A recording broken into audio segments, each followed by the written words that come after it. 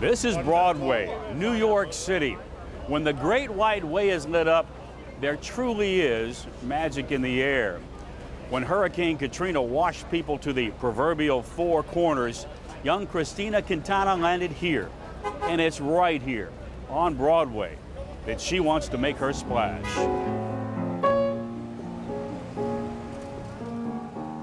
She's just a little drink of water in the enormous sea of humanity that is New York City. But Christina Quintana knows a lot about swimming against the tide, taking whatever challenge life hurls her way, and not just surviving, but thriving. 10 years ago, a brand new senior at Ursuline Academy, elected student body president, the back-to-school dance, the Friday before Katrina. It just all happened so fast, you know? Like it was like, we were there and and we were out, and then we were, in this place in Houston, and then it was like suddenly I had to go and like move to St. Louis for 4 months and be there and like just live my life, and I'm very good at coping. A decade later, and there's actually a new number now in the beginning. Christina makes her own share of waves in the theater and arts community of the Big Apple. They say the neon lights are bright on Broadway, and they are. Attracted by the magic, Christina works to bring her own Katrina story to the Broadway stage. She has found a kindred spirit in Brett Macias. He's crafting the tunes.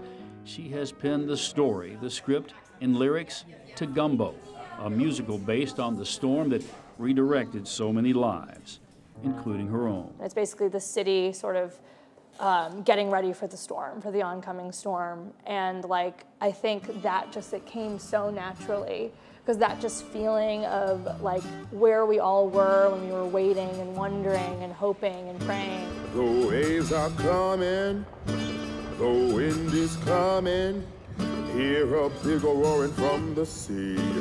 Ooh-wee. Like mist in Louisiana moss, Christina evokes a measure of both mood and reality, reaching deep and taking us back to moments now permanently woven into the fabrics of our collective memory.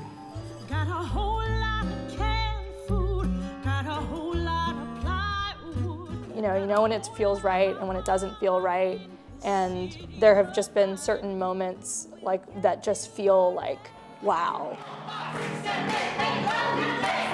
Right beside me on Lake Pontchartrain. Wow is right. Gumbo, a celebration of the raucous, rowdy resiliency of a city and its people, bending but never bowing to the whims and the will of Katrina. A story that resonates with everyone, especially those who take the stage to share it. You lived it, and the music and the text are just, they speak volumes. I mean, we learned here, now God knows, the rhythms for that is insane. But it was so powerful and impactful. I think there really was a moment before the resiliency, to talk about the loss of hope. In spite of all this tragedy, in spite of like their homes and, being lost and all this, difficulty, that it's still like where their heart was. There's like a spirit that New Orleans has and that the people of New Orleans have. And that's something that both in the music and I think in the words, like we just want to have that. We want to capture that. She doesn't have to tell me how important the city is, because I can see it in her eyes. How many thousands of people come to New York every year with the dream of Broadway, their name in lights? That kind of lightning strikes but a few. The rest pay their dues every day.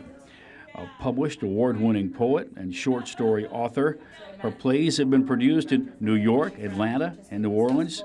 She's also the founder of the Live Lunch series, unique midday theater in the New York City workplace. Christina shares life with partner Sarah and a diverse circle of friends, always creating, always writing, and she volunteers with the 52nd Street Project, a group of professional actors and writers who mentor kids in New York's Hell's Kitchen, sharing life's lessons, giving young people in a tough neighborhood a nudge towards success. Christina wrote Light Up the Park for the project, and the song, too. Watch us through the fire.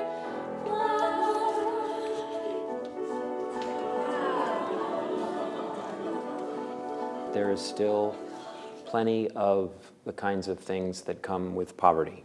And there's still a number of housing projects where most of the kids that we work with come from.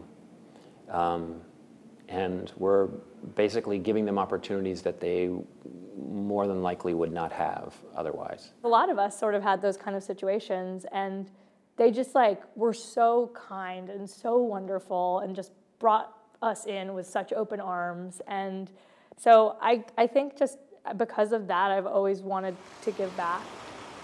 From Ursuline Academy at NOCA, the New Orleans Center for the Creative Arts, Hurricane Katrina launched Christina down a long and winding road that brought her here to the heart of the theater world. And believe it or not, her best friend, all the way back to the 5th grade, well, she landed here too. Different journey, but they're here. Do you see yourself? What does it look like? I don't know where I am. I can find you. I think I'm right there. Yeah, that's you. I vowed that I wouldn't go to school for theater. I decided that I wasn't going to do it. I didn't want to be a broke artist. And so and I'm not. Gabrielle is not an attorney, but she has played one on TV. She's also been in commercials and in a national tour of the play Hairspray and much more. Gabe and Tina look back fondly on what they had before the storm and what they missed when their senior year in high school was lost to a feckless mass of wind and rain. It made them grow up in a hurry. Things happen, and this is just a test of life, I guess.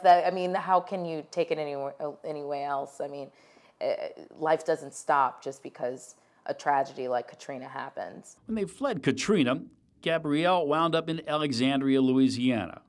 Some culture shock there, coming from New Orleans. And yes, the boys got first day of squirrel season off. And the girls had to stay. It's just not fair. And so maybe I should have asked my daddy for a shotgun. Christina would spend the first half of her senior year in St. Louis, staying with a friend and attending Ursuline, as it's called there. The memories, the emotion, never far away.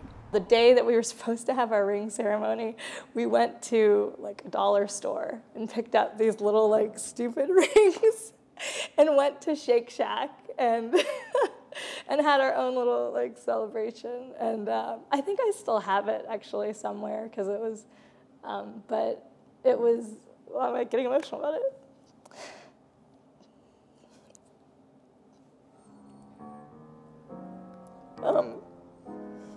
Wow, I was expecting that. But yeah, like, cause we just like had each other, you know. Here's a song that will soothe ya. What flows from the heart and soul of Christina Quintana is real. No matter how you experienced Katrina, you know she did.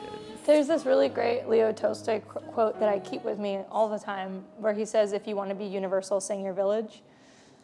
And when I think about this show, to me, it's like the opportunity to be able to sing the city, you know? And like, when our city sings, they sing. they sing well. You heard that. 1, 2, 3, 4, 5, 6, 7,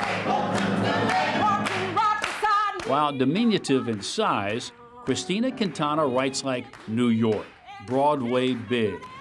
A street that runs, as one of New York's finest told me, from here all the way to forget about it. Broadway, it's the goal. But life journeys, hers and everyone else's, take many turns, deeply personal. You'll find her in venues like Dixon Place, a neighborhood gathering spot for musicians, poets, creative performers, a veritable meeting of the muses. Proud former Lambda Literary Foundation Fellow in Fiction, please welcome Christina Quintana to the stage. When people ask me why I rarely act anymore, I tell them, because once I realized who I was, I didn't have the desire to dress like someone else anymore. If Katrina did nothing else, she set people on paths of self-discovery. For writers, a time to go deep into themselves, bare their souls. It's what artists do. Never far away from the stage, Christina lives her craft, fearless in what she writes and reveals. I felt like someone else, like a rag doll with a buzz cut, moving aimlessly through the city. And I never wanted to feel like that again.